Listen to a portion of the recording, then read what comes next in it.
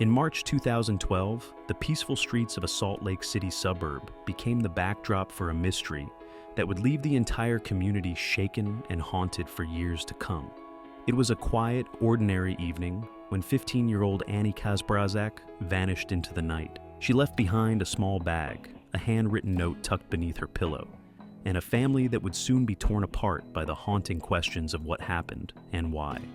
To the outside world, Annie's life seemed as normal as it gets. She had a stable home, loving parents, and the kind of future that many would envy. But beneath the surface, Annie was a teenager grappling with a past filled with turmoil and uncertainty. A past that, despite the love and care she had found in her new family, left her searching for something more, something beyond the confines of her everyday life. Born Grace Kasprzak. On January 10, 1997, Annie's early years were anything but stable. She was only a child when her biological family lost custody of her, setting her on a turbulent path through Utah's foster care system. By the time she was 9 years old, Annie had been moved between 9 different foster homes. Each move chipped away at her sense of security.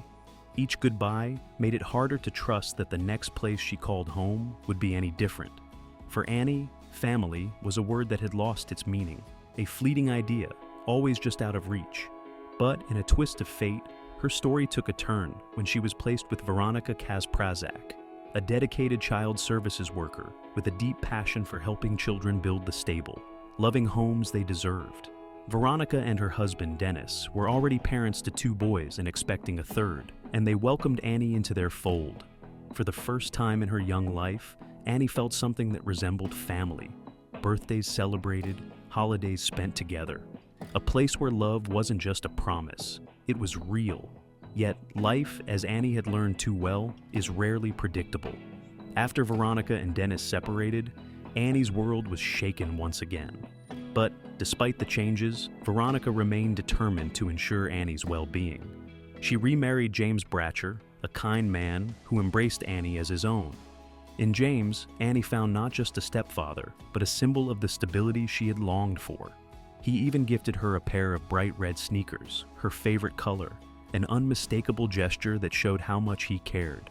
But then came the day when the family's world turned upside down.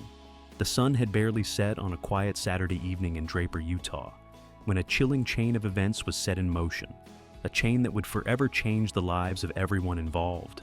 Annie Kasprzak, just 15 years old at that time, had been home alone, babysitting her younger brothers while her adoptive parents were out for dinner. Everything seemed typical at first. Annie, a teenager like any other, had changed into jeans, perhaps to get ready for what she was about to do. Her mother, Veronica, returned home from dinner, feeling a severe headache come on, and decided to take a shower. Meanwhile, Annie retreated to her bedroom to listen to music. But when Veronica emerged from her shower, she noticed something was off. Believing her instincts, she peeked into Annie's room, only to find that Annie was gone. A quick search revealed a note under her blanket, written by Annie herself. The words read, "I'm sorry, Mom, I made a mistake. I lied to you about a couple of things and I am sorry, but I have to leave. It's not you, it's me. By the time you read this note, I'll be on my way to California. I lied to my friends. I told them I was P, but I only wanted their sympathy. That's why I lied. I feel out of place here and my only way out is to run away. Please don't try and look for me because I don't want to be found. Love you guys, but I have to go now. Bye." Little did Veronica know, this was the last message she would ever receive from her daughter. The note went on to reveal Annie's plan to run away to California, telling her mother not to look for her. The cryptic mention of P was a reference to a lie Annie had told his friends, boyfriend, and parents, claiming to be pregnant. Here is where an important detail of her story comes in. Like many teenagers, Annie experienced the intensity of first love. She was completely captivated by her boyfriend, Chris Bagshaw, whom she described as her entire world. However, in early 2012, Annie came to believe she was pregnant and confided in her friends. When a test later proved negative, she admitted to her parents that she had lied, seeking comfort in the midst of her confusion and uncertainty. The guilt and confusion from the situation clearly weighed on her. The next day, a jogger discovered a single near the Jordan River, sparking the beginning of an investigation that would spiral into a complex web of confusion, deception, and heartbreak. Just a mile away near the river's edge, someone's lifeless body was found. But on the body's feet was the unmistakable sign, a pair of bright red sneakers, the same ones that James had lovingly gifted her. The signs of violence were unmistakable too. She had been brutally beaten. Annie's stepfather recalled seeing her dead body for confirmation and said that she looked nothing like the Annie he loved. It was a body that seemed to have been hit by a train, leaving the authorities no choice but to shift from searching for a runaway to investigating a murder. The case took a quick turn. At the heart of this investigation was Annie's boyfriend, Chris Bagshaw. Early interviews with Chris, conducted in the presence of his father, Darwin, cast doubt on his innocence. Chris claimed to have last seen Annie a few days before she went missing. Yet, there was something about his demeanor, tense, distant, that suggested he wasn't telling the whole truth. During the investigation, the police found one of Chris's pair of shoes which had bloodstains on them. The investigators found that it was Annie's blood. Seeing himself in trouble, Chris claimed that the bloodstains were from a nosebleed Annie had suffered a few weeks ago. Out of nowhere, one of his friends, Spencer, corroborated this version of events in front of the court. Spencer's phone records revealed text messages from Chris, asking him to lie about the nosebleed, which painted an even darker picture of the situation. Soon after, Spencer confessed that he had lied at Chris's insistence. The further the investigation delved, the more apparent it became that Chris was attempting to mislead the police.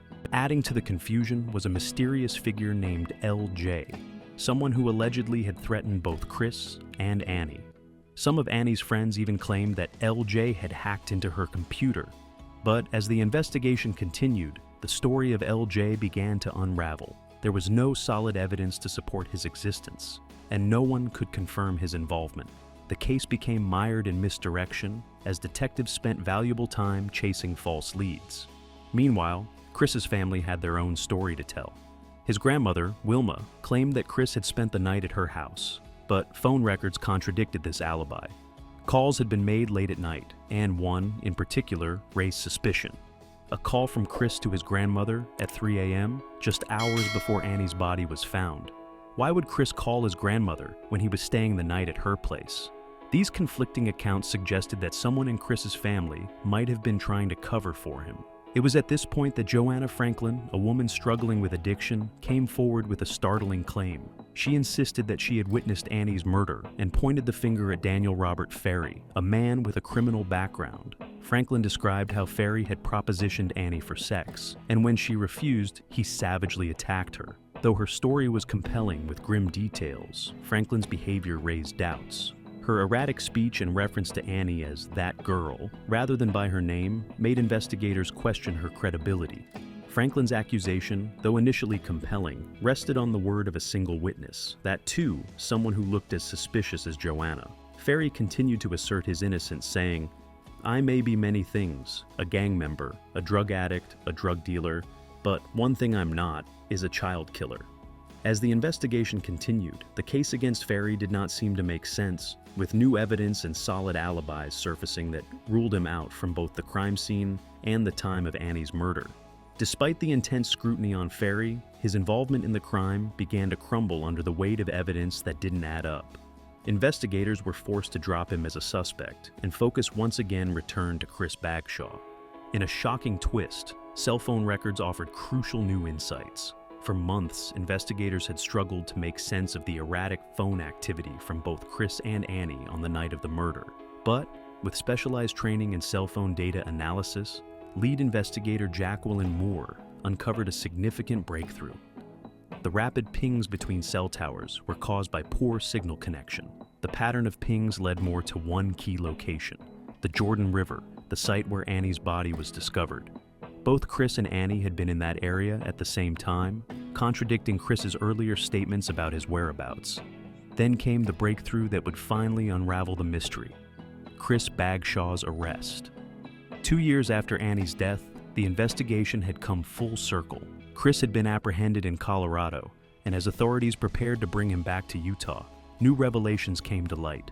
While in juvenile detention, Chris confided in a fellow inmate, revealing intimate details about the murder that matched the findings of the investigation. His story, once filled with lies, was now backed by the cold facts of the case. In the weeks that followed, it became clear that the true motive behind Annie's murder was rooted in a tragic misunderstanding. Chris had believed that Annie was pregnant. In a twisted attempt to regain control, Chris lured Annie to the Jordan River, where he brutally attacked her with a shovel. The assault was violent, the injuries severe. Annie had begged for her life, but Chris ignored her cries. When Chris finally pleaded guilty to first-degree murder, the court heard statements from Annie's family that shattered the room. Her father, Dennis, described the horrific condition of her body, a shattered image of the girl he once knew. Annie's mother, Veronica, read from her daughter's journal, her voice breaking as she spoke of the girl Annie had once been, a bright, hopeful teenager with her whole life ahead of her. Chris's defense tried to argue that his age and emotional state at the time of the murder should lead to a more lenient sentence. They painted a picture of a young man overwhelmed by emotions, fueled by the belief that Annie was pregnant. But the brutality of the crime and the years that passed without Chris coming forward left little room for sympathy. The judge ultimately sentenced him to a 15 years to life sentence in prison. As the courtroom emptied, Annie's family was left to pick up the pieces of their shattered lives. The murder of their daughter had left an indelible mark, not only on them, but on everyone who had followed the tragic case.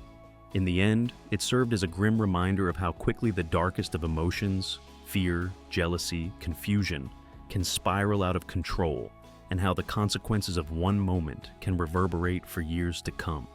The murder of Annie Kasprzak was more than just a case of a teenager lost to violence.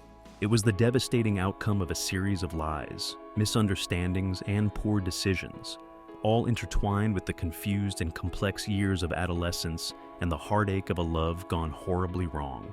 Growing up in foster care, Annie moved from home to home, never quite feeling like she belonged.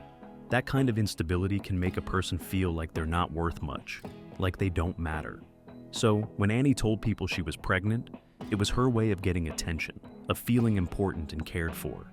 It was her way of making sure someone would pay attention to her, especially her boyfriend, Chris.